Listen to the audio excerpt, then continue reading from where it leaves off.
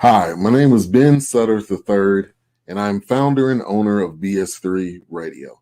I've been podcasting for 5 years, and with BS3 Radio, it has grown to over 46,000 listens and downloads.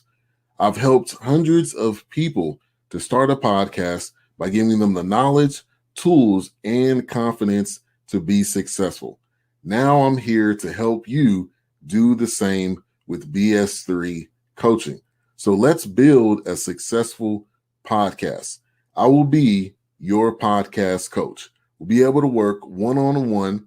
I won't be giving you a booklet and just telling you to look over it, but we'll be working one-on-one, side by side, to either help build up a successful podcast or to take your podcast to the next level. So click the link above or below to check out the pricing. I look forward to working with you, and God bless.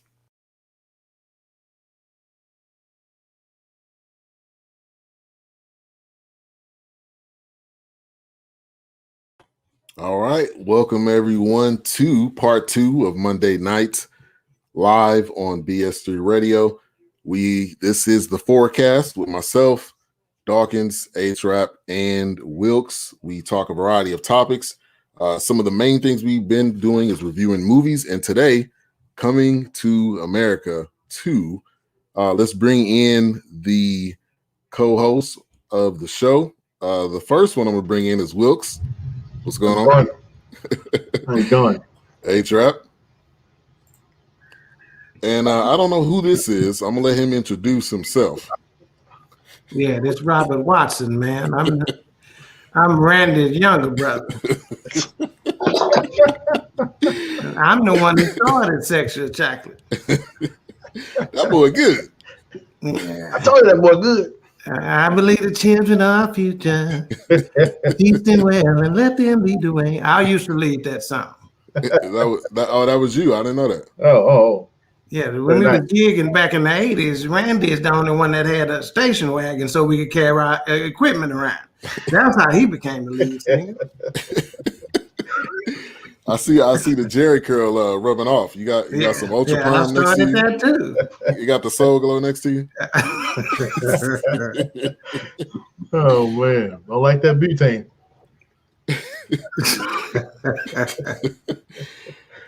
All right, well, Coming to America, the sequel.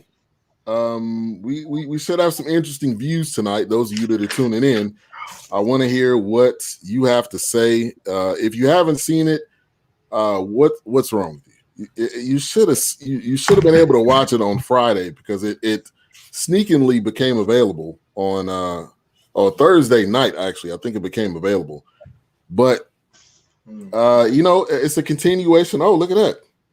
That wig was getting hot, man. I couldn't do it. Before we go any further, let's give a couple shout outs. Mocha Bella, thank you for tuning in. Out of the 305, Chief Rocket, Jersey Vern, let us know how you guys felt about the movie. Also, Mrs. Powell said, hey, fellas, thank you for coming through. We appreciate that. So let's go to our initial takes. You know, we do this at the beginning. Give me your initial take on the movie. Wilks, I'm going to go to you first. Oh, man. Well, it's easy to get caught up in that classic nostalgia, so you have to immediately not compare it to the original one because that was just a different era. Comedy was different. Censorships were different, so this take on this one, I think because of when it was filmed during COVID and a lot of people were flown in to do lines and they weren't all there together, I just kind of felt like some things were pasted together, if that makes sense. Like they kind of sewed some scenes together. Oh, it does, yeah. Especially, and the reason why that stands out is because, I can't think of his name now, but, the guy with the fries at McDowell's. Louie Anderson, yeah. He, there was a comment that he was flown in when they were filming it in 2020 last year. He flew in one day and like his lines took like 3 days or 2 days or something like that, and he was gone. So everybody, I don't know if they really technically had that camaraderie like they they would have had with the COVID and everything. And I know there were a lot of restrictions, but I don't know. It was different. At times I thought I was watching a musical, but I didn't know what was. I don't know. And everybody seems to be on Wesley Snipes. Like they just love his performance. Like it was just, he kind of blew up on here. Like they, Mr. Funny Man. So who knows? He might be more comedies from here on. Who knows? But maybe. All right, A-Trap, I'm gonna go to you.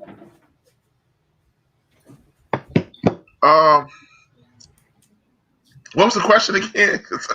I don't want to jump too far ahead. What was your initial? Give me your initial thoughts on the movie. My initial thoughts was I hated it. I was like, "This is horrible." And I did, but I did change my mind later on. After I didn't watch it again, I just thought about it, and I didn't detect the lack of camaraderie. What I did was I just looked at the credits, the bio of the pick, and then I saw a couple things, and then I talked to Big Illinois. Shout out to Big Illinois. He was like, "Yeah, man, it was a G-rated, a PG-rated movie," and that reversed everything that I said. I immediately went from 1 star to 2.5 stars, and I said what Wilks just said. I was like, the comedic sensibilities have changed. We are in a different era. And I'll get into everything I thought about later, but at that point, I changed my entire point of view of the movie. It went from horrible to this is pretty good.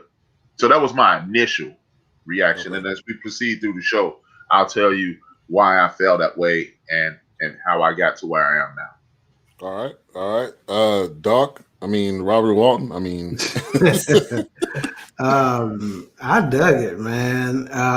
Again, we watch, a lot of us have said we've gone back and watched a couple of these movies that we reviewed, a second time just to make sure we hadn't missed anything and make sure we've absorbed the necessary content. So I went back and rewatched it again yesterday. I watched it the first time Saturday, rewatched it yesterday. And one of the most remarkable things is that I was laughing again, the same way I laughed the first time. I pay attention to how many out loud laughing moments I have. And there were several. And when I rewatched it, it was still funny. So I enjoyed it. I know a lot of people are trashing it, but as far as I'm concerned, again, it's like, what did you expect going in? What were you looking for? And my expectations were not high. I think my expectations were properly set for what I figured this would be. I wasn't looking for them to reinvent the wheel, Yeah. All right. So I'll say this. I came in with very high expectations. The first one, and I'm always skeptical of part twos because, especially with the amount of distance in between, it's hard. You cannot duplicate it. So was I expecting them to duplicate it? No. But I was expecting it to, I don't know, make it just seemed like different scenes, and they just kind of clipped it together like they did. They used a program on an Apple computer and like copied and paste stuff together. Now, so my initial thinking was I was extremely excited. Me and my wife have been talking about this for weeks, for months. It was like, when does it come out? When does it come out? And then it said Amazon. So we were like, all right. So the first time, I fell asleep. I watched it again, and I fell asleep again. I'm just gonna be honest. So you need to get some rest. Then that ain't got nothing to do with this movie. So, but it was a lot of cameos. It was at Rick Ross's house. So did they have the full capabilities of what they had in the past? Obviously, it seems like no. The answer to that question.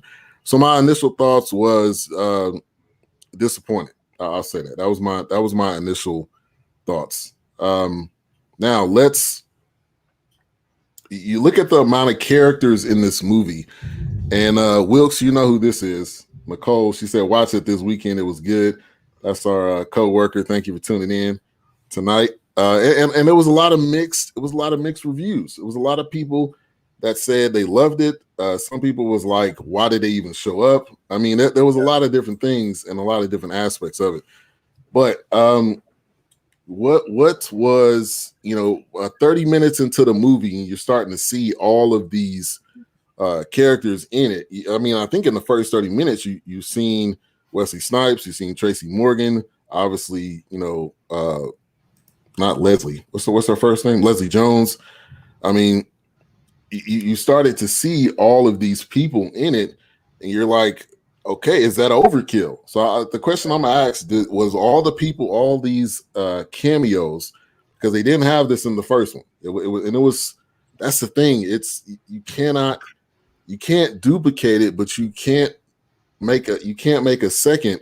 For me, I expected something not totally different because you knew that the son and you knew all that stuff, but I was expecting to have that feeling from the first one, and I just didn't. But A-Trap, I'll go to you. Was all of the cameos a turnoff for you? Not at all.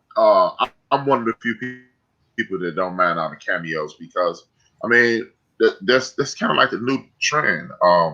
We like what I don't know how you guys feel about Norbit. I like Norbit.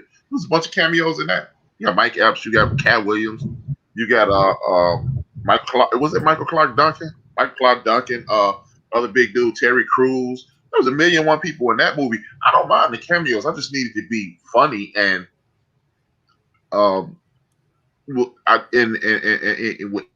with any movie, So I don't mind the cameos, man. I mean, Friday. Everybody loves Friday. There's 10 million cameos in that. I mean, we can go down the list. I'm just not annoyed by the cameos. I think the cameos add to the movie, man. I mean, that's something I don't understand when people knock the cameos because that kind of adds a little flavor to the movie, you ask me. Okay. All right, Wilks. Yeah, I'm kind of with A-Trap on that. I didn't mind the cameos. I didn't think it was too much. It just, for me, once again, I'm sounding like I'm beating a dead horse, but I just felt like, I don't know, I just felt like they pieced things together because of maybe the way it was shot. But, I mean, root beer, not beer. yeah. A&W.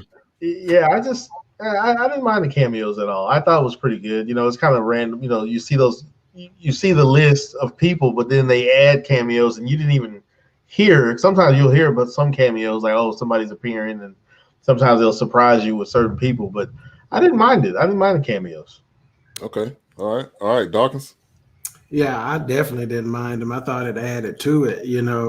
As I was taking notes and preparing for it, I was just thinking about, like this. The first note I put to myself was regal, royal, and nostalgic from the opening scene. So I think they came out like a heavyweight fight as far as I was concerned. And then when it comes to cameos specifically, out of all that we had, I think Michael Blackson's was the absolute best cameo when he gave the introduction to Wesley Snipes' character for the first time. That was hilarious. So I didn't mind it at all. I thought that added to it. Well, if anyone watched last week's episode, and A-Trap was on that soapbox the entire episode. That's gonna be you. That may be me tonight.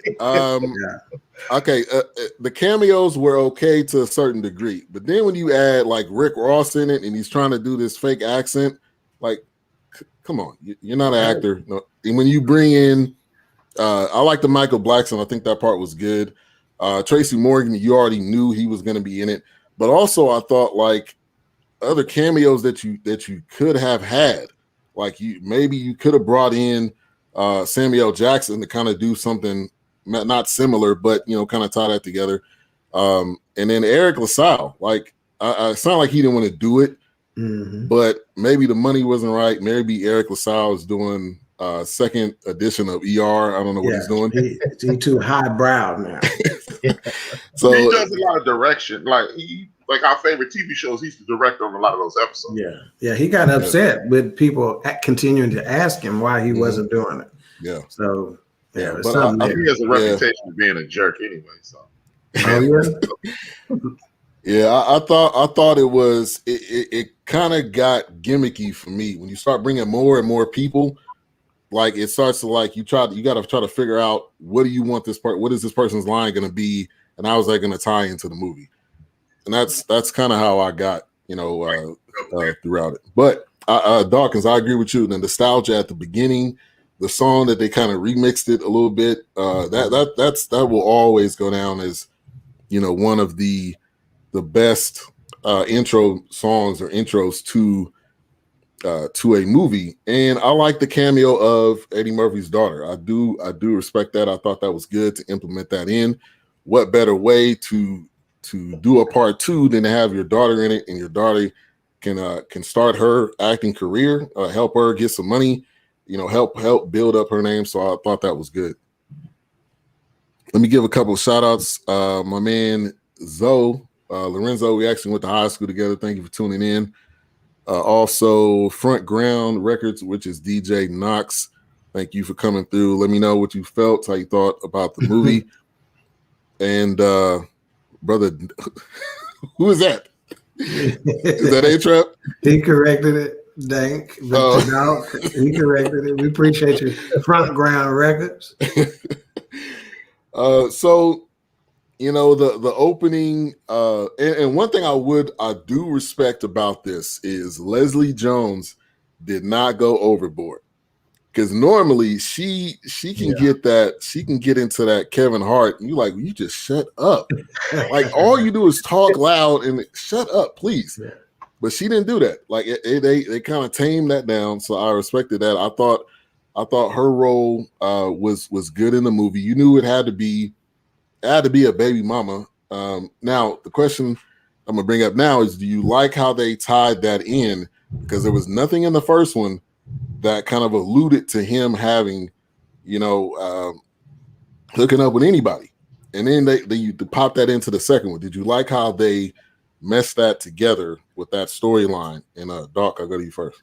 Yeah, I had no problem with that. I thought it was a neat idea to kind of tie it in, because you can see how it could have happened, considering how Simi was in the first one, considering all the quote unquote interviews that they went through. And I thought Leslie Jones was the perfect character to be able to pull that off, because she's a woman of size, obviously. Ladies, no offense, but she's a woman of size. I think she is about 6 inches taller than he is, So we already know she can post him up and dunk on it. So I didn't have a problem with it. And as far as Leslie Jones' character, I took a note as, I'm not a Leslie Jones fan. I'm just going to tell you straight up. I don't like her in very much that I've seen, but I thought she did an outstanding job here. And sometimes when it comes to musicians or actors or singers, they use this terminology called staying in the pocket, where they'll get out the pocket and get outside the deal. So what you're describing is she just stayed in the pocket. And I think that's what made her performance fantastic as far as I was concerned. I agree. She definitely did do that. She did not Leslie Jones this role. Mm-hmm. I mean, like, if you ever watch Saturday Night Live, as soon as she come on the screen, it's going to be 0 to 100. You could be like, who wrote this? Did you write this? Is somebody? I know. Lauren Michaels didn't sign off on this, but I think her in this role, I think, was perfect, and I think she delivered it. So that part I was definitely impressed about. All right, Wilks, I'll go to you. Same again. I was the same way with Leslie. I was like, man, she's in this movie. She's gonna go through the roof. But she wasn't overboard. I like that scene. I thought it was pretty neat, kind of just seeing a little bit more of that. I felt like, man, this is a deleted scene and they added Leslie Jones. It's like kind of one of those things. But it was a pretty nice. I like how they tied that in there. I like how they did that. I thought it was pretty. It gave a little depth to that scene at the club that night. So I thought it was pretty good. I enjoyed it. All right, A-Trap. I didn't bother. What is it, man? Let's talk about the cameo first. My favorite cameo was Matumbo, man. When dude was like, watch out, Matumbo. And it was really Matumbo. That was slick. And he shook the finger at her. Yeah. So that was the cameo I like. But I mean, man, Leslie Jones, man. I mean, I actually, out of you, I haven't watched Saturday Night Live consistently since like '86. I've seen maybe one episode. I'm right there with you. As a matter of fact, I've seen one episode of Saturday Night Live since about 1986, and when Eddie Murphy came back. With that being said, Leslie Jones don't really bother me, because I'm a comedy guy. I'm a stand-up fanatic. I used to like Leslie when she was on stage. So she didn't really bother me as in regards to the transition. It had to be something. When they said he had a son, I knew it was going to be a baby mama. So I would have, now, if you want to talk about transition in the story, I would have liked it better had they been in America. I don't think he should have found the boy that fast. Yeah. Yeah. It was like instant. Yeah. He let's go back. Yeah. That was Africa twice in one day. I don't know. Yeah. Then nobody, I hear you. Africa in one day. I was like, oh. Shout out to Justin Caraway. He says, I agree. I think he's saying he agrees to your point, A-Trap. He did. It was like he kind of just showed up and it was like, oh, wow, there he is. I'm like, you didn't even look. Like you just basically got the Thunderbird, man. He already had directed the shaman that I already told him where to find the boy. So, you know, throughout the movie, I think it did start to get better. Obviously, you know, we'll talk about the end in a minute. But one of the other parts that I wanted to bring up, and what was I getting ready to say?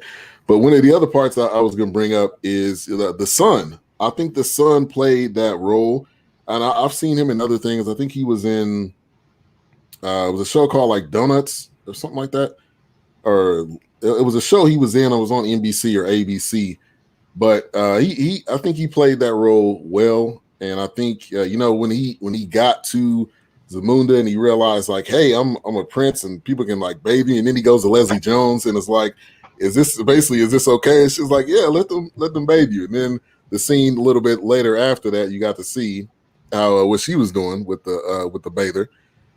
So that talk about the son. Did you respect his role and what he did? And I'll go to Dawkins. I'll go to you first. Yeah, I gotta say, you know, I don't know what it is, but I didn't like the son I didn't like the casting of him myself, you know, and what they were doing with his hairstyle, you know, it threw me off. You know, now I think he did a decent job acting once he got to Zamunda, okay?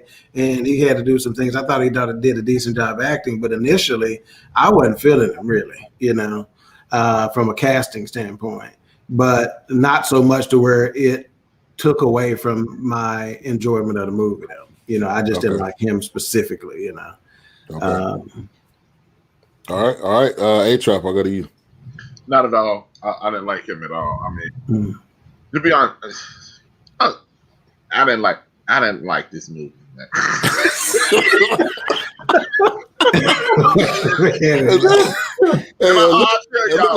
It's gonna be a long night. It sounded like you was gonna say something positive, and then you like just thought about it. You was like, "No, I don't like this." I gotta be rapped, man. This movie is not for me. It was not for me, man. And as we move along with the story, y'all get with that later. But I don't like the guy. He didn't jump off screen and grab you. Usually, when you have a sequel or in a movie of this, like if you're gonna go part 2 and this is the dude who's part of the bigger picture, he was just another guy. He is why you hate all those cameos, I believe. Because you're like, they could have got me to do this, you know. So I get it, man. And okay, man, I'm gonna go ahead and keep it all the way live, man. I hated this movie simply because it wasn't interesting and it wasn't funny. And I realized why I didn't think it was interesting and or funny, because in my opinion, movies that are rated PG are like when this movie first came out, this would have been a G movie. This version would have been a G movie. I didn't compare it like everybody. It wasn't good as the first one. I don't do that to movies. I watch every movie as a standalone entity. But it was just kind of corny. It is a family movie, and I am not a family movie comedy guy. This was not for H-Rap. Therefore, I didn't enjoy it. And when I didn't enjoy it, I wasn't going to sit there and go, this is this. After I said, oh, it's PG, it went. I'm telling you, I was prepared to come on here and like you saw when we were talking in the chat that day, and you was like, I'm gonna be H-Rap this week, And I was like, I doubt it because I'm gonna be A-Trap this week. But after I sat back and thought about it, it's just not a movie for me. And I'm gonna go ahead and say it. I don't think this movie might check me out of comedies altogether because we're too uber sensitive now, you know. And I was on Lamont King's show earlier, and I was like the movies that I would like, you would get like, okay, let's go with Norbit. Today, if they made Norbit, they would be fat shaming people. They would say we were fat shaming Rasputin, and then we would be nerd shaming Norbit, and that takes away from the life of a movie because if we can't laugh at our imperfections, like I got a big nose, it's cool to laugh at my big nose, but we can't laugh at big nose people anymore. So I think this kind of sealed the deal for me in regards to comedies because I think I'm checking out of the comedy genre. And Eddie Murphy is my favorite celebrity in the history of entertainment. In my opinion, Eddie Murphy can do no wrong. But when I said it's PG, I went back to Eddie Murphy saying 10, 15 years ago, my kids are young. I want them to be able to see my work. And I said, but now, and then he just had another kid. So, you know, his latest kid is about 7 now. So I'm out on, I would love for Eddie Murphy to make another Norbit type movie, another Life type movie. But I don't think those are in his wheelhouse anymore. And I don't think the movies that we're going to see in comedy going forward, I don't think I'm going to enjoy it. Well, I'll say this though, A-Trap, don't jump off the ship just yet because you have the Netflix, which honestly has no limits. You have all of these new streaming services. So I think to your point, we're not going to see a movie in the theaters like that, but you could see something in another form like Netflix or one of these other, you know, platforms. And yeah, I'm going to agree with you. I just did not think it was laugh out loud funny. I think it was moments, but you look at the full like fledged of the movie, and I have to say no, it wasn't like one. And I don't have any. Again, like somebody mentioned, I was reading comments people were posting on Facebook, and it was like if you came into this with no kind of pre knowledge, or you didn't go in there with any assumptions or anything, it was a good movie. And my answer to that was like, that's hard for me to do because all I know is the first one. All I've been doing is reciting quotes from that movie for the past like 20 years. So to say, oh, well, just forget about that part of it. It's really difficult. It's difficult to do that in that manner. So go ahead, A-Trap. I did that. I do my very best not to go, hey man, like even with music, was this album better than that album? Was this? I don't do that. And I laughed at the barbershop. I laughed at Leslie Jones when she was stuck up chick say what? And I laughed at Combo. And it might have been like me and my son was talking about it last night.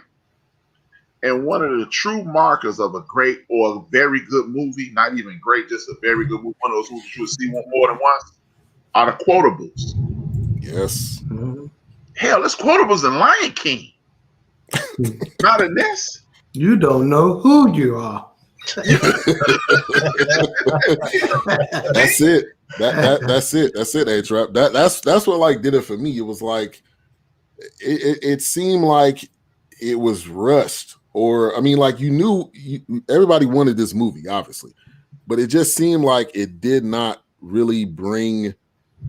It didn't really just bring it all like to the forefront, and it didn't tie it all together. Just from what I've seen, everybody tuning in, make sure to like, subscribe, click that bell. You're watching on YouTube. Also, you can support BS3 Radio, clicking that $sign by the chat box and with super chat. Donate whatever it is, just like in here. This is what I'm about to do right now. We would love the money that jingles, but we would more so want the money that folds. Where was that from? The first one. All right, Wilks. We did a whole roundabout way to get back to you, but the son. No, I got nothing on that one. I got nothing. I'm about to bail out on this movie because it just, I did kind of feel that kind of way. Like even when he was in the interview with whatever Scarlett Johansson's husband is, it was just like, who is this clown? Like I don't even know who this guy is. I didn't even look him up because it was just kind of drug out. But I don't know, man. This movie didn't sit well with me in some points. I mean, I did laugh at a few things, but I'm probably gonna suck tonight. So sorry. Now I got two questions. Number one, would you, by a show of hands, would you rather have had Kevin Hart as the son? Because that was being floated around early on in this whole process. My hand is down, so I would say no. Because I would have really probably turned it off. Over this guy? Over this guy, yeah. Shit. I mean, yeah. Couldn't you say that? I mean, yeah, you wouldn't. I would have Cat Williams. Anybody would be an upgrade at this point. No. All right. The reason I say that, Ben, I'm gonna speak for Wilks and Doc. I think the reason we feel that way is because no matter how annoying Kevin Hart is at this point, he has personality. Mm-hmm. He has that thing. There you go. There you go. A lot of times, a bad movie will be uplifted with that thing. Like, okay, one of my favorite movies is a horrible movie, Pootie Tang. Pootie had it was like you watched it and you were like, this is horrible. But Pootie Tang is funny, it's like this, and then you find out that they were trying to make a horrible movie, and then you're like, oh, okay. But Kevin Hart would have done so, as Doc mentioned last week, Denzel doing those Denzel things. Kevin Hart would have did that extra, right, to take us there. Because think about it like this: when you watch these interviews of the Cat Williams and this guy and that guy movies, they always mention how, they wrote it this way, but I added it. Right. That's exactly where I was hoping you was going. Like, everybody looked like they said what was on the paper. That's right. That's right. I give you that one. Yeah. I give you that. So, now, and I say that, and I'm not a huge Kevin Hart fan. I respect what he does, and he get me to giggle every now and then, but I'm not over the moon about Kevin Hart by any stretch of the imagination. But what I do is I pay attention to him, like his podcast or Sirius XM radio show, Straight from the Heart, the show he got with his brothers, his partners. I even listen to that every now and then, just simply from a business perspective, because every now and then they'll get to talking about some industry stuff that I'm interested in. But I'm not a huge Kevin Hart fan, but he did much better than this, just simply because of his ability to ad-lib. Yeah. He's got that special something, Yeah. I hear what you're saying. I like Kevin Hart more in his stand-up because he can roam, and just the last one he had, which was at his house, I thought that one was pretty funny. That was probably the realest one I've ever seen, because it wasn't that was the realest one I ever seen, because it wasn't a gimmick. It wasn't I don't even think it was a script. It just seemed like he was talking about everyday life. And that to me made it more funny.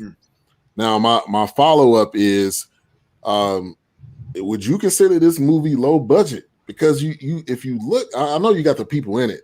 I know you got the Tracy Morgans, you got these people in it, but would you consider this a low budget, like something that would have went straight to DVD? Or you think people would have, went to go watch it in the theater? I think people would have went to the premiere. I think they would have, if things were, I guess, normal, whatever that is. But I think, theaters would have been crowded. I think that would have been a Friday night going out and go to the movies. I think, definitely. I don't think the numbers don't lie. And right now, in the last 12 months, this is a number one streamed movie in the last 12 months on any platform, including Wonder Woman 1984 and Borat. So if there was not this will be streamed more than Borat. Huh? This will be streamed more than Borat. Yeah. It is. So on opening weekend. On opening weekend. On opening, on opening weekend, that is, right? That's number one, including Borat and Wonder Woman. So that would have translated into theaters if you take the whole COVID thing out of it and stuff like that, right? Consider all things considered equal, right? or being equal. But you talk about it being a low budget, man. I thought it was visually stunning. The wardrobe, whoever was the costume design on this movie, deserve a high five. Man, matter of fact, there's a couple of friends of mine. I told them, I said, boy, some of these Kiki Lane outfits, which was the Queen Mika, right? That was his oldest daughter, whatever. Some of her outfits, was banging, and the product placement with Puma and Pepsi and McDonald's. Look here. I just didn't have a problem with it, but I think so you think about shows in terms of the sequels. How many movies can you say the sequel was better than the original? Not very many, a handful maybe. And H-Rap is more of a movie buff, so he probably could think of 2 or 3 just like that for him, maybe, right? But Rocky. For me, Rocky. The first Rocky, and I'm a huge Rocky fan. Hey, first Rocky, I was like, but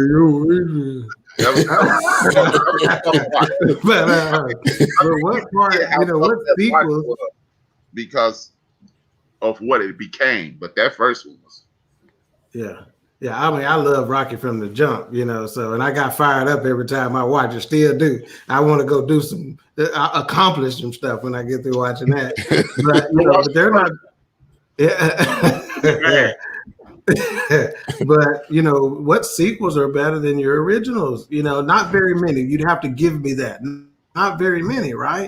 So I wasn't expecting it to outdo the first one or put it, like I said, I had it properly slotted going in. And at the end of the day, what this was a reunion show. At the end of the day, it was a reunion show. Let's all get back together. Let's remind some folks of how we used to, what we laughed at before, reintroduce a couple of concepts. I don't think they were trying to go in. They had no illusions of grandeur, thinking that they were getting ready to win some Oscars or something behind this. They weren't thinking that going in, and I know H-Rap slapped me on my hand when I say it, but think about the dollars earned in this situation, right? Not only the number one streamed in the last 12 months, but again, I talked about the product placements. I'd love to know how much Puma played for this, for the product placement, because that's all Mika wore. Is Queen Mika wore is not my sister Mika who listening, but Queen Mika. The war was Puma, and then Pepsi and McDonald's, and like I said, so I don't think it was low budget. It didn't look like low budget to me. It looked like they did what they intended to do for the most part. Now, what they intended to do could have been made better, again, with better casting, right? We talked about the Son. I thought they could have improved there and maybe a couple of other areas. I think the white dude that did the interview of the Son, they could have had somebody, Will Ferrell or somebody like that doing that, and they could have brought something to it, right? They got their own juice. They're confident enough to be able to do that, but I didn't think it was low budget at all, man. And I think they did exactly what they set out to do. It was a reunion show with a bunch of callbacks. Yeah. Dog, before you go to the next dog, the lady who you talking about who did the wardrobe is the lady Black Panther. Oh, really? Okay, cool. That's good to know. Yeah, she bad. It's a $60 million movie, man. Wow. Okay. Mm-hmm. All right. And I dare say they're gonna recoup that so quickly it ain't even funny. Yeah. Oh yeah. So quick. They bought it for what, 180? Yeah. Wow. 170, 180. They purchased it for. They tripled up on the money at the word go. Yeah. And then I think more people look at it the way Doc look at it than us three. Because all up and down my timeline, my man Ken been cussing folks out. Well, not literally cussing folks out. Yeah. But he been arguing all weekend. This is great. I haven't seen very, very many. I don't like this. Yeah, you're right. I haven't either. Let me give a couple of shout outs. Benita Whitfield, thank you for tuning in on YouTube. Derek Day, he said it was dope. Also, Mika Baldwin. I didn't shout you out, but you did. You had a great comment. The son was corny. I said it. I act better than him. Also, she had a follow-up. I liked the movie. I gave it a C+, B-. Not low budget in my eyes. The costumes and regal look of everything helped the grade.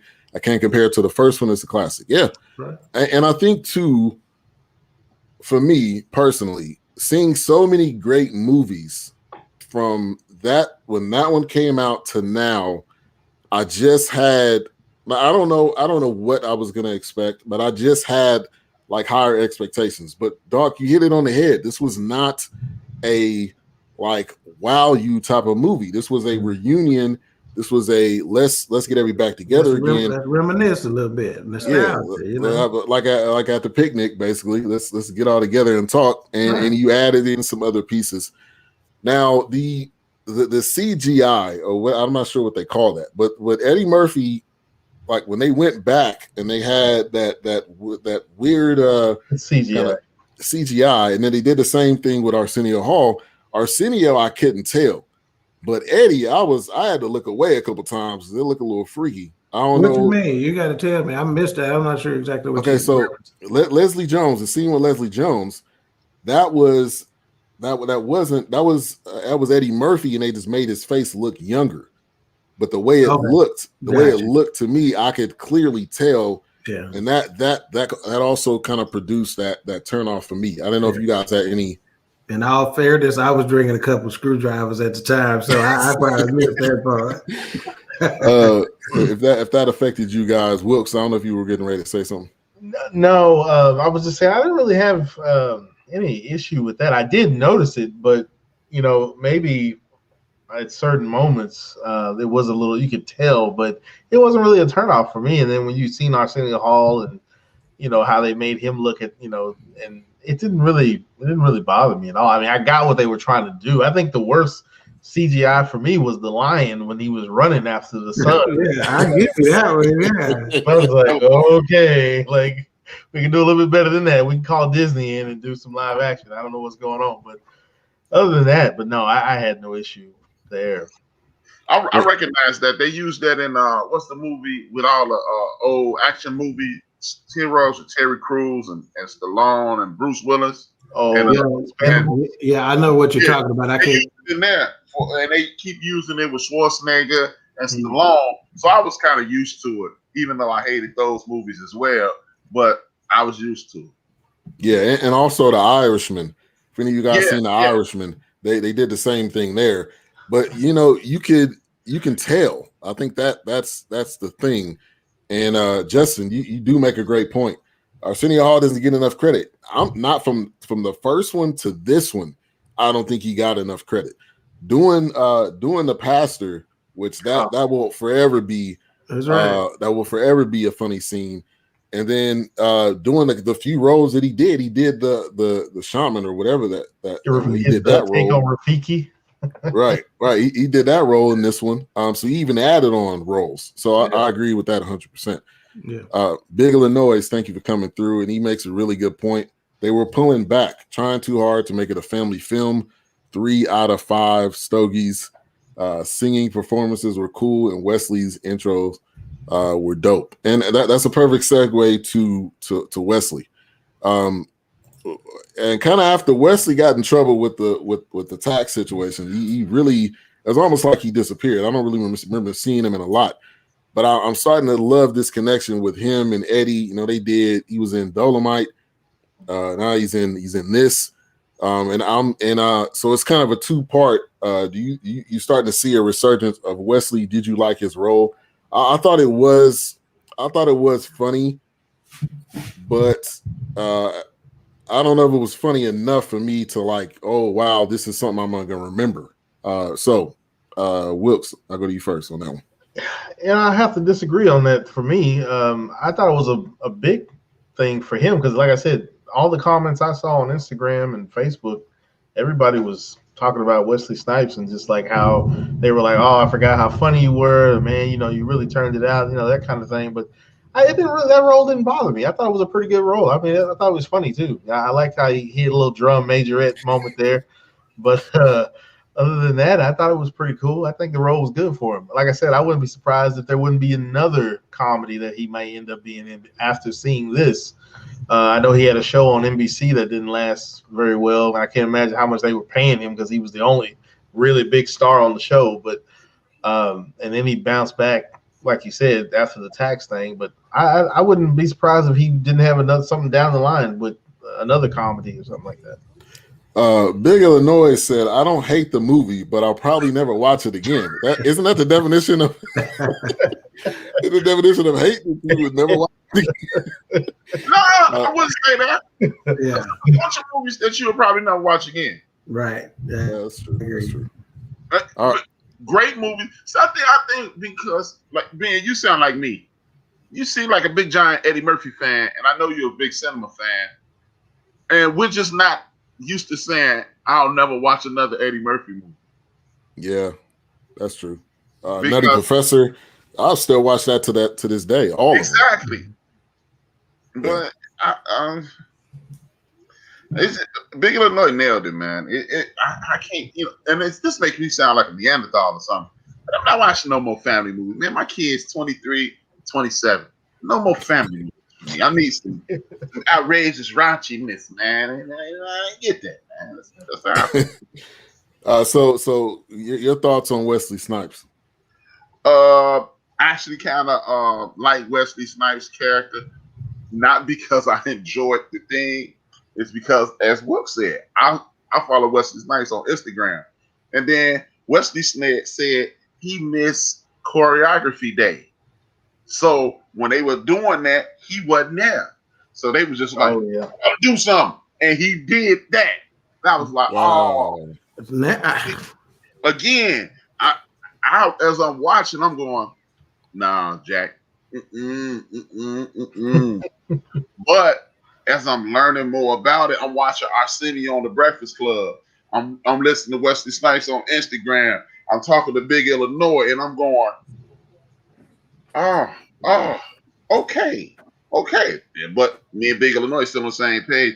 If you catch me watching this, it's a gun in my back. But I appreciated the work more. But again, man, I'm just, if I have some grandkids, maybe I start watching Eddie Murphy movies again. But until that day, I'm sorry, man. And again, man, I would go, y'all. I got to kill my. Last week, I killed my number 2 guy. This week, my number 1. Hey, Trap, I was just getting ready to go there to say, man, my heart bleeds for you, man, because some of your top brothers, man, they've been hurting you. I thought for a fact, number one, Eddie Murphy is obviously in my top 5 of all time comedians, right? Top 3, if I probably had to narrow it down. But Richard Pryor, Dave Chappelle, Eddie Murphy, they all right there, right? But Wesley Snipes, my man, see, before A-Trap said what he said about the choreography part, I thought it was a fantastic job by Wesley Snipes. I mean, fantastic.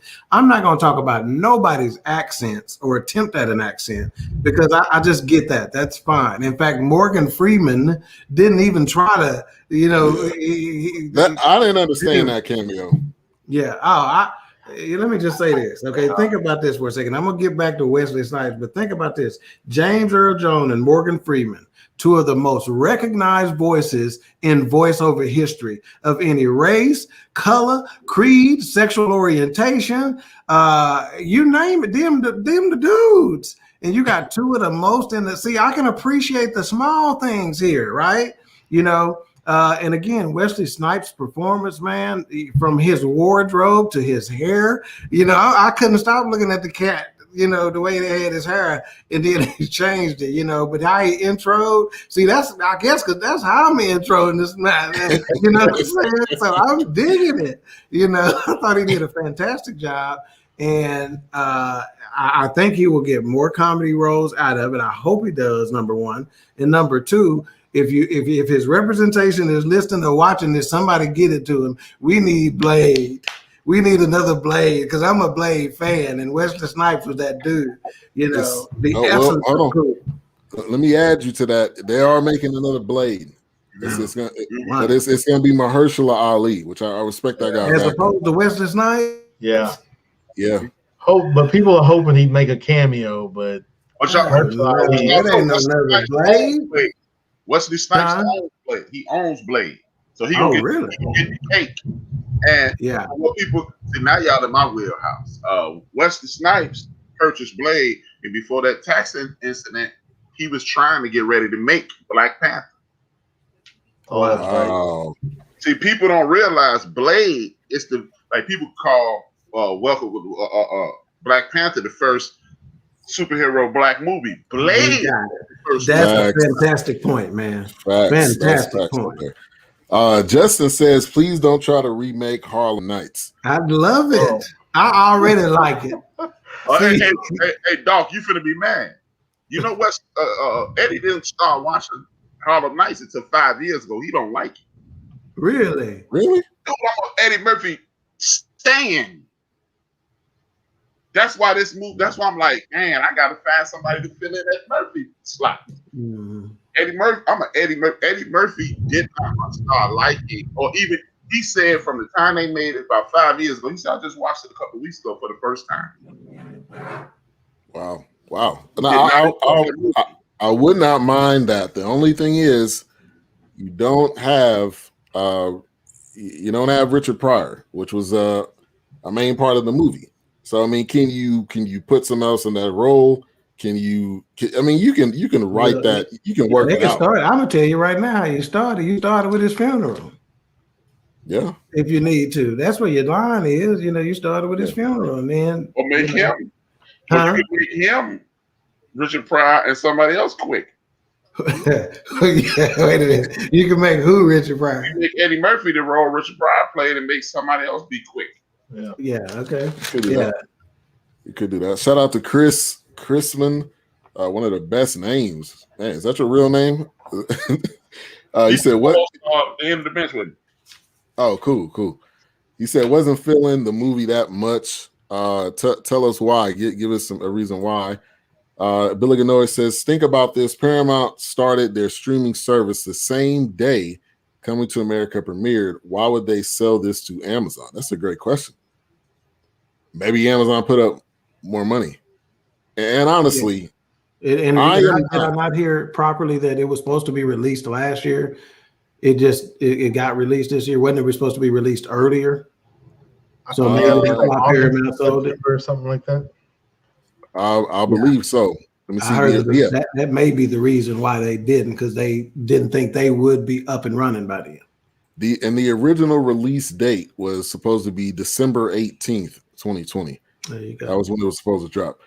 And the fact is, I don't know how many people are going to pay for Paramount. What is it? Paramount Plus or whatever it is. Yeah. Like we at this point, it's a little bit of a rant here, but every single channel does not need a streaming service. Okay. Mm-hmm. You don't need it, because then it just becomes like everybody's wants their hand in the pot. I just want one person to say, I'm gonna put all of these under one umbrella and I'm gonna charge you $35.99 and you can come over here and get all of these. They already did it. It's called cable TV. Yeah. It's not $35.99. It's like $120. Fair. Benita says right on with the Blade. Marvel owned Blade. Wesley produced 2 out of the 3 movies. Justin, but either way, Justin said you just can't do it if you're going to make a family movie. And A-Trap kicking this whole thing off. That was a really great point. I didn't consider that. I just said this is Coming to America 2, and I'm expecting more or better. And maybe that was just unfair. Like that's the real thing that we got to really think. Maybe that was unfair to put that expectation going into this movie. I see you making a reaction there. Let me just say this. If this movie is PG-13, whoever do the grading system with regard to that, they must didn't see Tiana Taylor like I did, because that's her alone. No, 13. It wasn't 13. It wasn't PG. It was PG.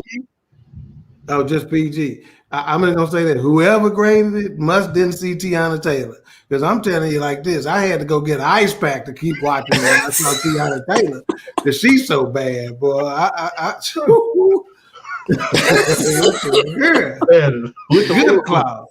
Yeah, we need to get a bell. You need to get a bell in your end so you can ring the bell when we talk about somebody fine in the movies. But, she was though. I'm not gonna lie. I think that was a good cameo in the movie. I'll say that. All right, let's see. Wesley intro bothered me. Felt like a copy of the intro of Mobutu on Black Panther. Outside of that, Wesley was okay. You're the first one that I've heard say that. That it bothered me. Shout out to Prime Media. He says, we in here. Y'all do great work, man. I appreciate that. Prime Media. Appreciate it. Give us your thoughts on the movie. He said, yes, sir. Yes, sir. That was he's talking about Tiana Taylor. That's okay. That's info. Call me later and let's holler about that, boy. Back to the fine Tiana Taylor thing. I mean, I don't really know who she is. I've never seen her before that. I don't know who you don't know who she is at all? Here's the deal. I was way into her music before then, but I had never, I've always just downloaded stuff on Spotify or whatever, right? So I'd never seen her picture. So when somebody told me, when I said, ooh, whoever the daughter is fine, they said, that's Tiana Taylor. I dropped all my snacks. You hear me? I'm like, you kidding me? Can sing and look like that? And most people who I've said that to, they said her acting is better than her singing, and she can jam, right? One of the baddest artists out right now, as far as I'm concerned, for that little kind of soul groove, up to date soul kind of music, in that little old Jill Scott kind of vein. You take Jill Scott and mix it with, the best female rapper of the day, and that's shit. As far as I'm concerned, you get some Tiana Taylor stuff, But yeah, when I saw that was up, man, I had to pause the movie for a second and walk around the house checking the sprinklers, and they wasn't even scheduled to run. That's how fine she is. Yeah, I had never seen her before, but see, that's the thing, man. It's not that I want the women walk around naked. I don't want nobody to be objectified, but it's like, man, it was just not enough. It wasn't, it just wasn't. You know what? It could even been more tomfoolery, but again, I understand why. When I saw PG, and I know PG today is G of yesterday. There you go. And there you go. Like, okay, this is why I didn't get what I wanted, because the jokes they can't be on the edge. It's just. And I think that's a money play too. To try to keep a project within a certain rating. Statistics show, how much more money, and that could have been part of the deal as well, right? The initial deal, whoever the studio was, the producing studio, whatever, that could have been part of it. Them thinking, hey, I need this to be PG. You can't go past this because statistics show we can sell more product this way. So I think you follow the money, and that's where that. Yeah, and that's exactly what I was going to say, Doc. It's like they're trying to make money, and as long as they keep making money, I'm not going to be happy. And again, man, I don't look. I mean, especially in our community, we call in Chicago, the rest of the country they call it snapping or whatever, or bagging. We call it signifying, and whatever you call it, that's our culture. And that making fun of Dog's beard, or hey man, Wilks and Ben don't have no hair. A-Shop got a big nose, and it's ha, and then we laugh and we move on. But you can't do that anymore. And you're right, Ben. I'm gonna have to find Netflix or Amazon Prime to get that, because we're not gonna see that on the big screen. And I'm disappointed because again, man, in regards to being a stand-up comedian, yeah, he's not number one, but as a celebrity, meaning I will go see whatever he puts out, Eddie Murphy will be that guy. And I'm going to still watch the very next project, but I'm going to go in expecting nothing, and I'm going to mess around and get the same thing, because we can't laugh in this country anymore. That's a topic right there. That when we don't have a movie to review, we need to dig off into that. Yeah. Because think about it. They even were throwing in women's rights issues in this movie. Yeah. You didn't stick up for the lady. I mean, and again, man, I get it. I understand it. But it's just, I don't want to laugh. And the reason I'm such a big comedy fan is because comedians are the greatest purveyors of look at this ugliness, laugh at it, and now address it. Right. Yes. I love it. That's real. Stated. Well stated. Chris says, I love the first Coming to America. I didn't find the sequel that funny. I feel his son and Leslie character was a little over the top in being too ghetto. What only thing I'm gonna say is, what did you expect with Leslie Jones? You expect her to have a button up and a pantsuit? And her name Leslie Jones. If I didn't show you Leslie Jones, what do you think Leslie Jones gonna do? Yeah, stuck up listening to say what? And I think for me, the cameos that made sense is what I appreciated more than the others. I get it, you had to have that because you got to have a full movie and a story. But Gabrielle, what is her last name? Bouves. That was perfect. That was perfect at the beginning. She needed to be in there. Now, when you get look, the beginning point of me being turned off was when they brought Salt and Pepper and In Vogue in there, and I'm like, what is this? Why are they even there? What was the point? That was at the point where me and Wise looked at each other like, this is what we're doing. Is this where is this going from here? You already know the storyline, but that part was the beginning of me falling asleep. Oh wow! Then you know how many people love that scene? I didn't get it. I mean, I don't know. I think you the way you looking at it, man. You trying to make it be this cinematic genius project, and that's not what we're looking at. We're looking at number one, it's a comedy, right? And I don't think they're doing that. See, I'm like this. I don't think everything has to have a point, if that makes any sense, right? Some things can be throwaway things. I'm the quickest one to make a comment on Facebook that don't have nothing to do with nothing. I'll just get on there and say the honey bun's a little stiff today, and that ain't got nothing to do with nothing. But somebody gonna laugh at it and be like, "Dude, what are you talking about?" That's part of it. Sometimes is the fact that it don't have nothing to do with nothing. So I didn't have a problem. I enjoyed the musical cameos. I mean, I'm not expecting this to be Grammy Award winning, Sundance winning. Yeah, Sundance. I'm not expecting all of that. Sunset, a strip club in Indianapolis, man. That's what you're thinking about. but the first one. Don't tell nobody I know that. Nobody. One of the best shows, one of the best comedy shows, the Wayans brothers, but Pops, rest in peace, Pops, by the way.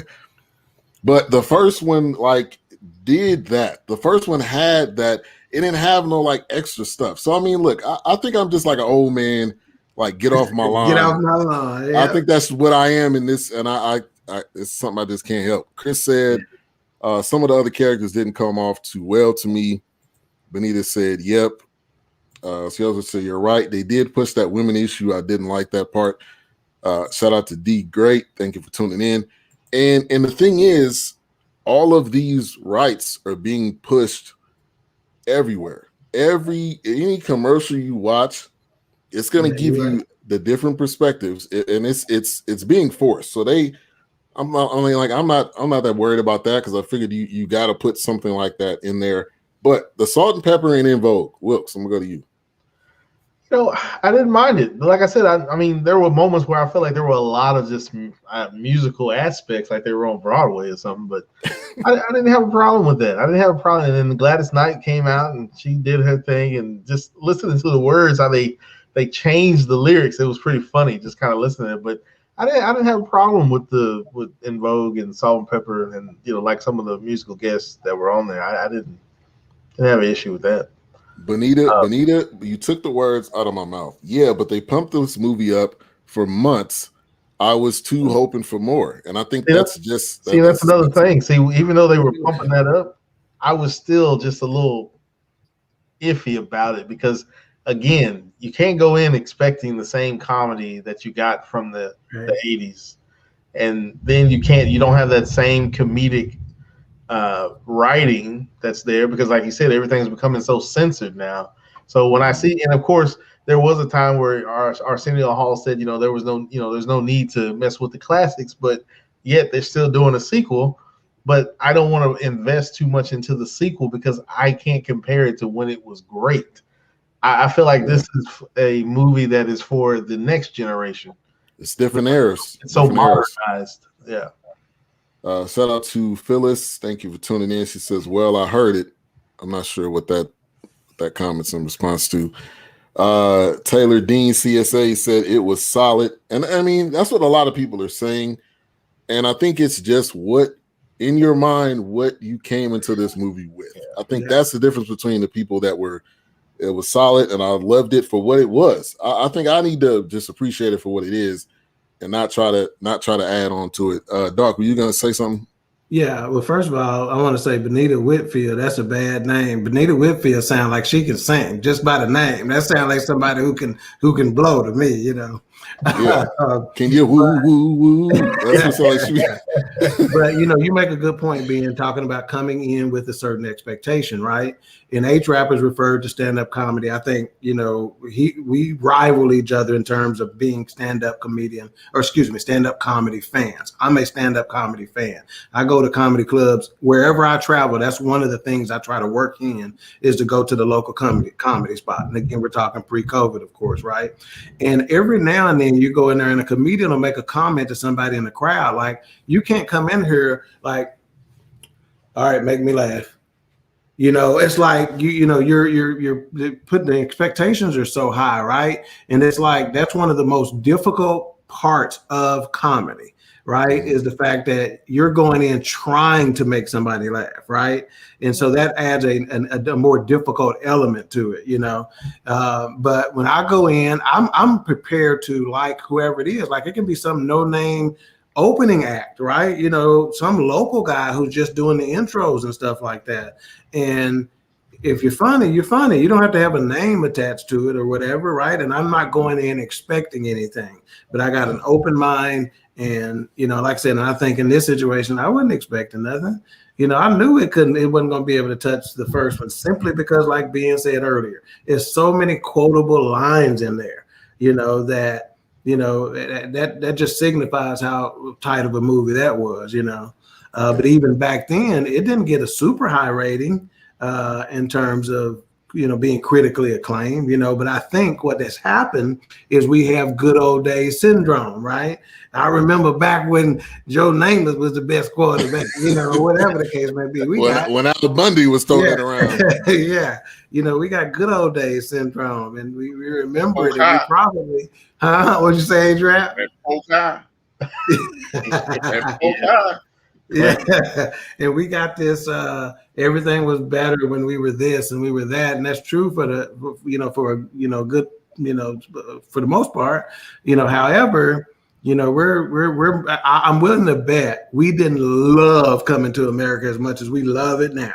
Right? When it first came out, it wasn't folks just walking around talking about, how much, and you're an Eddie Murphy fan, so you the exception, A-Trap. But, over the years, it's gained its popularity, right? To become what it was, because we watched it so many times on repeat or whatever the case may be.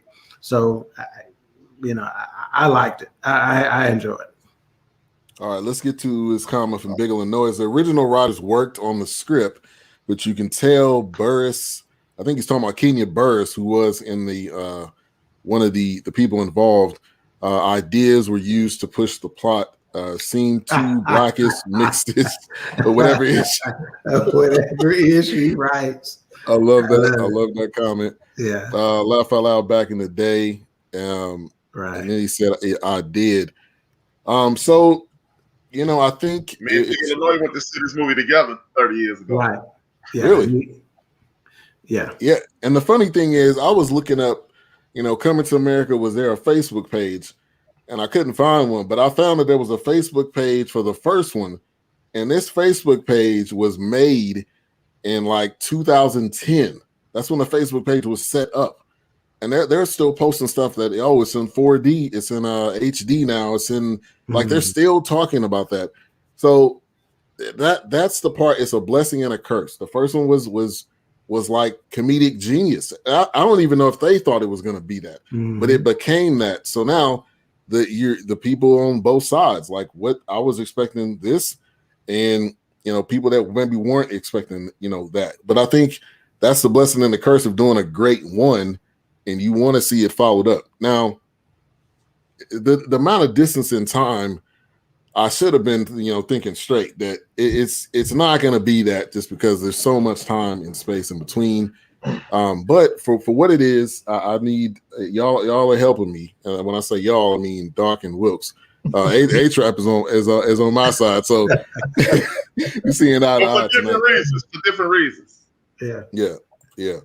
Good point. Good old days syndrome. I do agree with. You all would have said repeatedly if it was the reunion movie. Yeah. I'm telling you, man. All right. It's a family movie. Me and you didn't think family movie. I didn't think that at all. Right, so that's what destroyed it for us. Because if we walked in this family movie, then the corny stuff would have been, and then it would have been like, oh, this wasn't bad.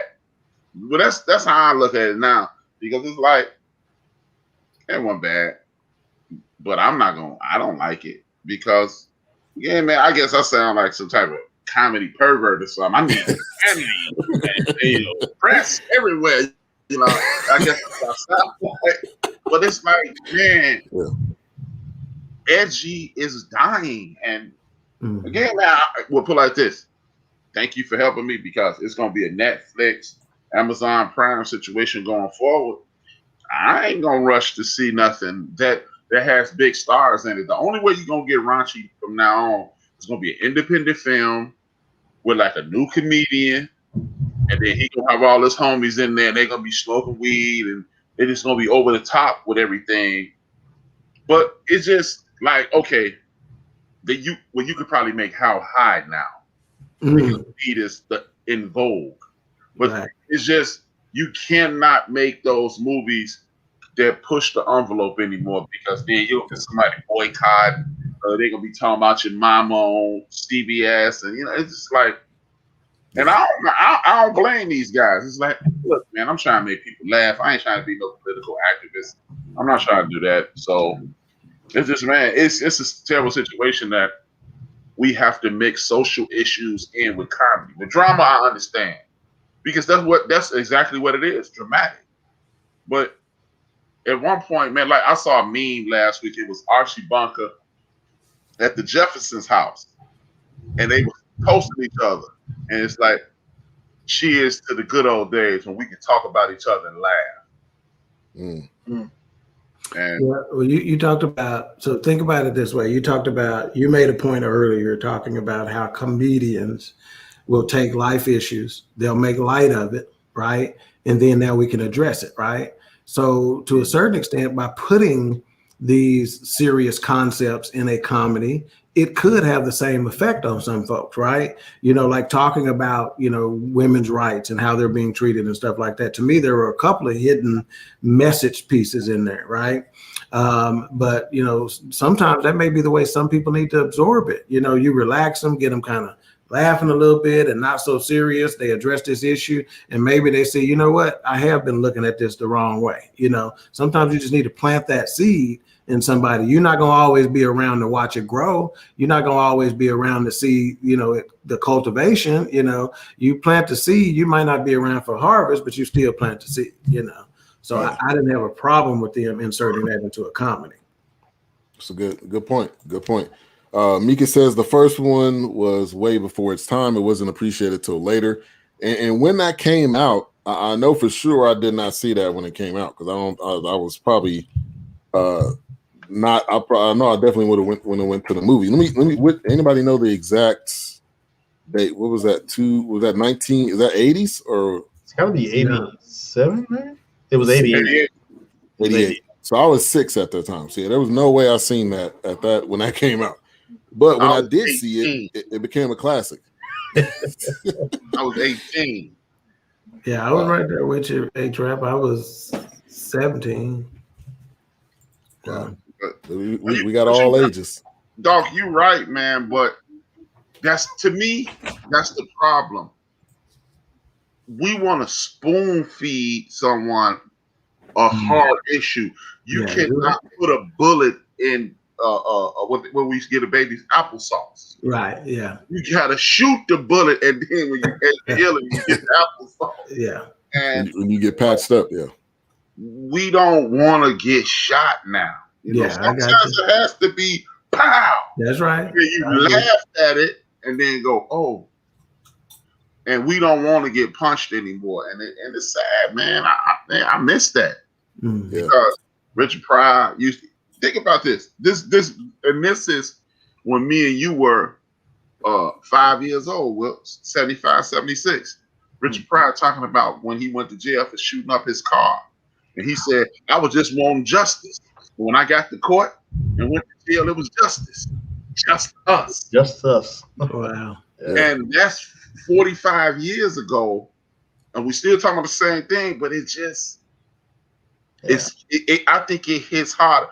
Man, me being a comedy guy, you know Lenny Bruce, you know George Carlin, you know, I mean, these are guys, the reason they're the best is because they used to say, this is ridiculous. Yeah. And you like it. Yeah. And you would laugh at yourself. Like George Carlin made a career making fun of religious people.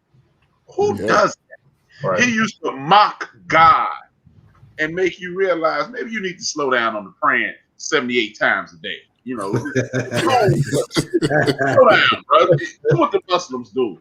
And you know, it's Eddie Murphy. It's just the Dave Chappelle show. He would catch all kinds of hell today. Oh yeah. God. Oh yeah. Oh yeah. Well, even the comment about Archie Bunker and the Jeffersons, you can't put something like that on TV now. No. What? Oh my! You can't even put The Office. Anybody that watched The Office, you can't do that now. No. And some of that wasn't. I mean, it was funny. It was funny, but you couldn't do that now. And watch this, y'all. I bet one more thing, Ben. Definitely not Ben and Wilks, but Doc may remember it. They were talking about transgender in 73 on All in the Family. Mm-hmm. There was a black transgender man who left his bag at Archie's car. Edith became friends with this transgender man. Later on in the season, he gets murdered. Edith don't know why he got killed. Wow. And they talking about that today. And exactly. So what changed in the world that we can't make fun of these things or put them in your face, laugh, and then cry as we work things out? Yeah, you know what happened? Everybody gets a trophy. Yeah. And the thing participation. Everybody gets a trophy. Uncomfortable, and it's okay, because if you can be uncomfortable and listen through that uncomfortableness, if we can get to the other side of that pain, we can go back and laugh at that and look at that. But you got to be able to be willing to listen when it don't make sense to you. Nobody wants to do that, because it's like, oh, you alienate me. You calling me out. No, I'm not. I'm just trying to get it. Sometimes you need to be called out. Yeah. Just now, for the rest of 2021 and maybe the rest of my life, you say something I don't like, I'm going to say, shut your white mouth. You better shut your white mouth. Shut your white mouth. Yeah, he's with no regrets. I think one of the funniest comments of tonight by the artist known as Benita A. Whitfield. She said, "Yeah, but the family don't want to watch it. My 14-year-old couldn't wait till you turned it off." Yeah. Now, to A-Trap's point, my daughter, who is 9, she liked it. She was laughing. She doesn't know anything about the first one, but she liked it and was laughing. And she was like, why did you fall asleep? And I was like, I just didn't like it. But I mean, that goes back to A-Trap's point. Let me see. We got a couple other comments. Chief says, movies is just like the world we live in. Sometimes it's good. A lot of times it is bad or just all right.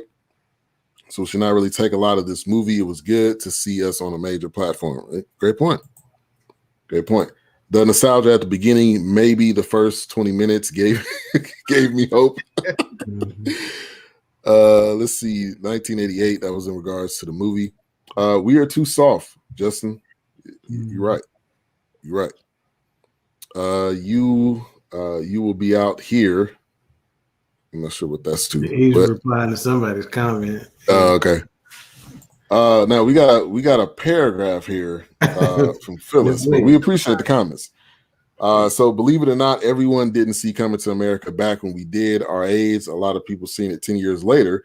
So hearing that a part 2 is coming out, now you have a different generation rushing back to see what 1 was about so that they can maybe enjoy part 2. See, the classic parts in part 2 is what the old school people enjoyed. Who didn't feel the singing sexual toxic was the best part? Let's talk about that. I thought that was great. That's the best part of the movie. Now I like the barbershop too. I think you got to get a barbershop. That part was good, but yeah, sexual chocolate had to be in it. That would be blasphemous, right? If that part wasn't in there. So yeah, I think we all come to an agreement there. She also said we enjoyed part 1 and this generation enjoyed part 2. I mean, that's a really good point. So what are some things that you would have wanted to see in the movie? First, myself, I would say I would have wanted to see the Soul Glow. I mean, Eric LaSalle would have wanted to see that. Samuel Jackson was in it.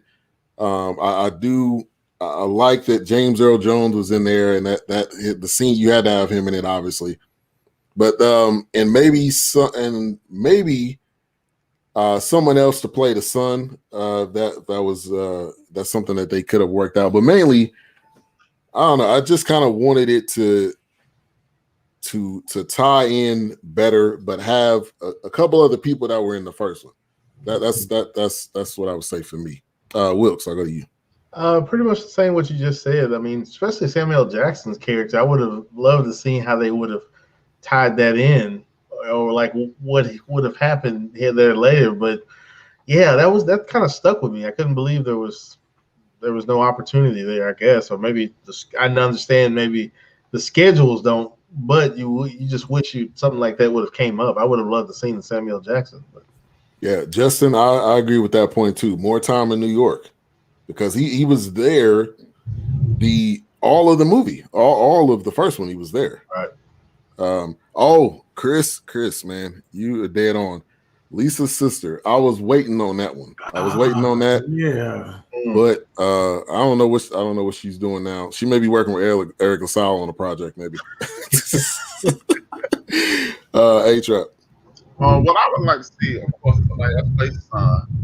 I thought about the Lisa sister thing, and you know what would have been hilarious when they was looking for the son in New York, like my man said. They'd have walked past the McDonald's and Samuel Jackson would have been the manager's son, because he was robbing the guy. Yeah. Now he's the manager at McDonald's. That would have been funny. And I would have.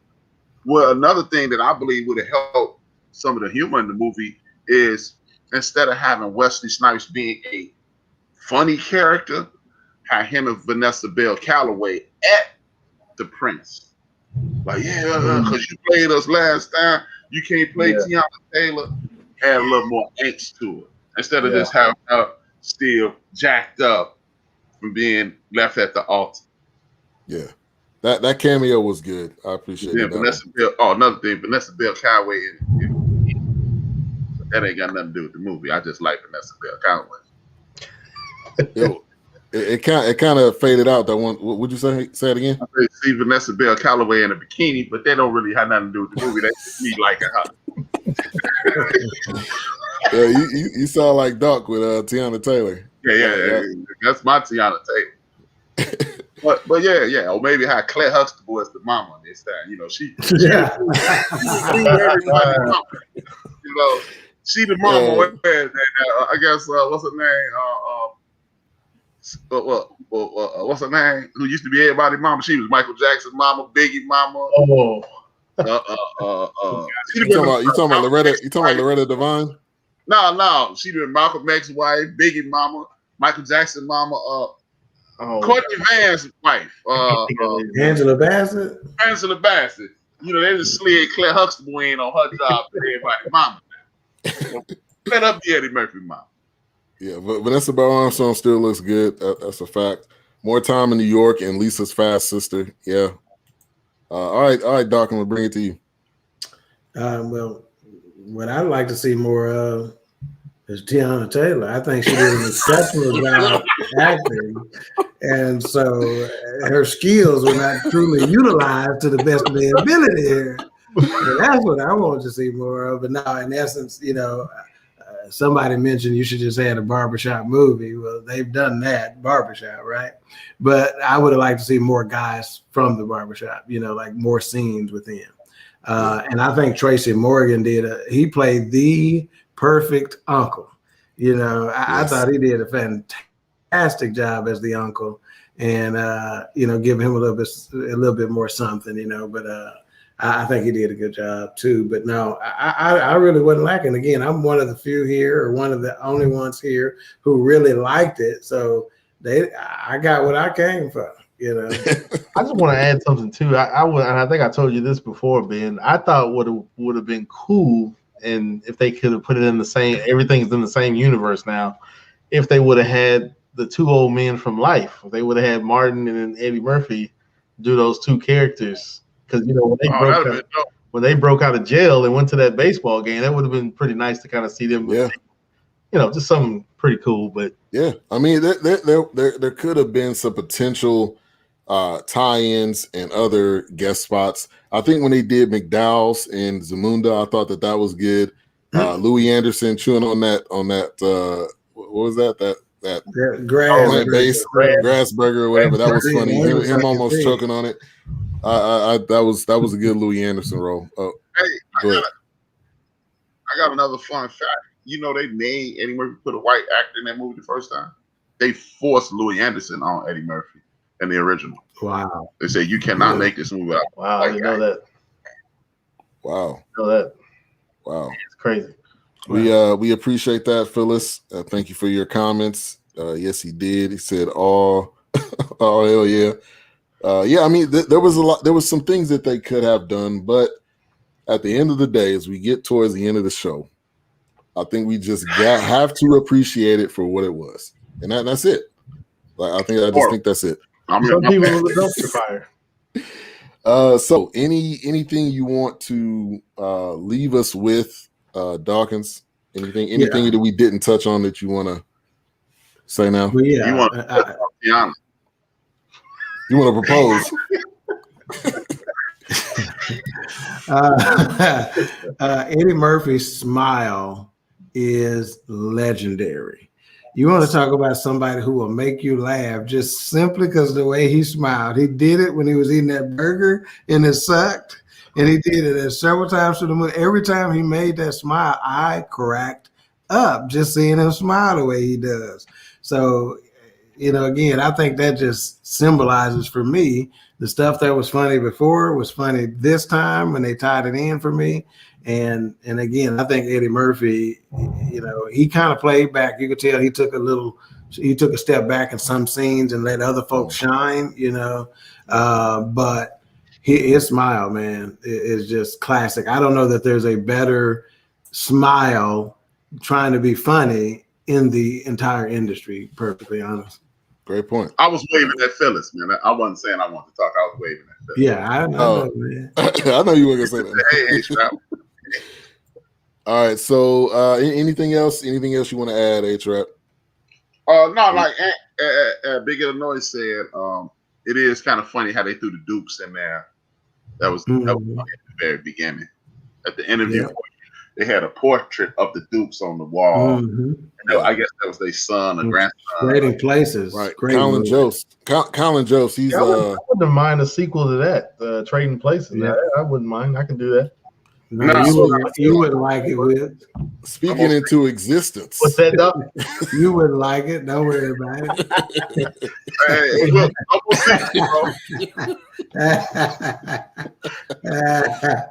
all right, Wilks, anything you want to leave us with? No, not really. All in all, I mean, it's just one of those, I didn't want to go into it trying to compare it to the first one. I mean, you catch yourself doing that. I know I did. then it's just like, what are you going to give us? And, I'm anticipating, what are the cameos going to be? Are there going to be new characters in there and things like that? But so I am kind of curious to see what the new Beverly Hills Cop is going to be about. He's doing Beverly Hills Cop 4. Yes. He's working on 4. It's in post-production now, I think. Hey, we ain't doing that one. I'm taking that week off. That's going to be hard. That's a lot of time in between. That's a lot of time. Yeah, but that's what people are doing. Well, people thought Metro would have been kind of that next. Yeah, I'd rather watch The Secret. There's no more propaganda for me. Yeah, but he's working on 4 right now, so we'll see. Well, he needs to knock it off. Come on, Ed. He should get Nick Nolte back out and dust that off and do another yeah, to had to roll him up in a wheelchair. Nick Nolte. Isn't it great how Eddie moved back and let others shine? That was awesome. That was awesome. That was It was. Good night, Phyllis. Thank you for coming through. Hey, don't leave. We're gonna announce the next movie soon. Oh yeah. So the one thing I would say as a whole is I'm gonna appreciate for what it is, but also I think there was moments. Definitely James Earl Jones being in there was historic. Doc, you really hit that point home. Him and Morgan Freeman in the same movie, I think was legendary. So I think that pretty much sums it up. This was definitely a movie that we were going to talk about. This is definitely a movie a lot of people were looking forward to, and coming up next week. And A-Trap has a lot tied to this. Judas and the Black Messiah. This was how many houses down from you, A-Trap? 6. From where you are sitting right now, 6 houses down from you. As fat as I am, I could walk out my house and run. I'll be at this house. So we will be doing Judas and the Black Messiah, and that's a very, very groundbreaking movie. Very well done. We will give our takes on that. A-Trap will also dig deeper into that because he has a lot of ties to it, and that'll be something that you do not want to miss next week, which will be at 9:00 Central, 10 Eastern. That's also 7 Pacific time on people on the West Coast. And thank you guys for tuning in tonight. Make sure to like, subscribe, click that bell. Doc? Yeah, I didn't get to mention it during my review, but just in case you hadn't seen the movie, fellas, there's this actress in there named Tiana Taylor.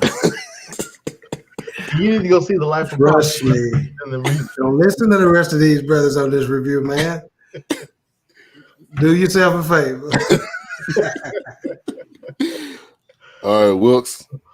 No, I was just telling Doc. I think she's in one of the Life of Pablo videos on Kanye West. I think that's where I first seen it. She is, yeah. And she was in. You did go. She was in a Tyler. She was in a movie about. I know Bow Wow was in. I think that was a Tyler Perry movie. Yeah, Trap. Is it Trap or? Oh, I'm not sure. Yeah. Well, no. This one I think was a Tyler Perry movie that she was in, but it had Bow Wow in it. The Trap or the After Party, one of the two, I think. Yeah, that's one good way to get me not to watch porn. Medea's big happy. Wait a minute. Family. Say what'd you say, A-Trap? That's one quick way to make me not watch something. Say Tyler Perry made it or Bow Wow was in it.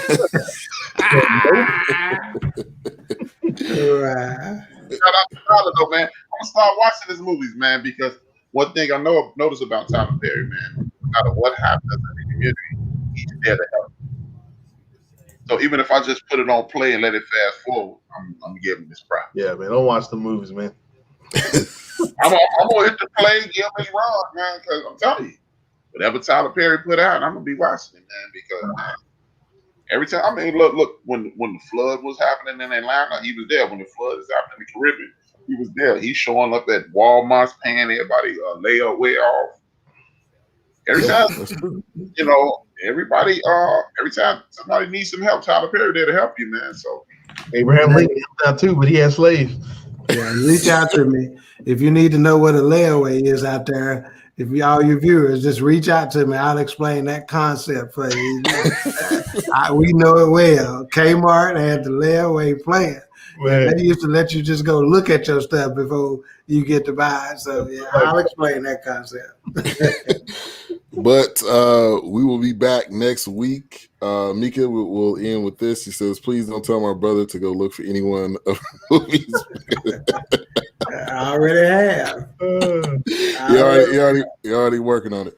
But you guys have a good night. Thank you for tuning in, and we will be back next week. God bless. God is love. Peace.